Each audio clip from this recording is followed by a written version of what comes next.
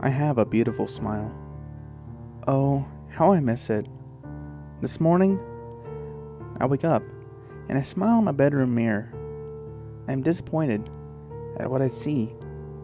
I kiss my husband. I send my 2 children off to school. I entertain guest friends.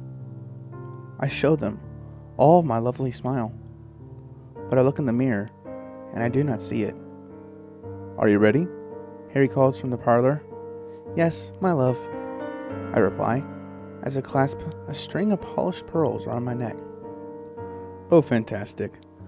The children are with Mrs. Knox, and the dinner reservations are all set for 8 o'clock sharp. Harry beams as he enters our bedroom. He crosses over to me and puts his arms around my waist and tells me how darling I look tonight.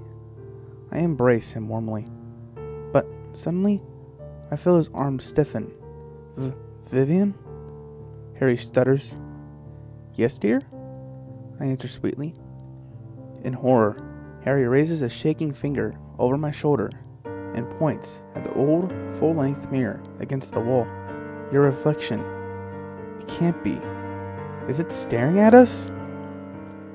I turn and see her there, gazing intently. She throws herself against the mirror. There's no sound, only deafening silence. "Harry, help me," she mouths, as she batters the surface with her fists. I feel my eyes narrow at her.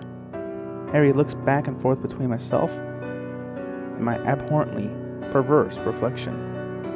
My limbs begin to elongate, and dear Harry's blue eyes widen. He shrieks and struggles as I grasp him.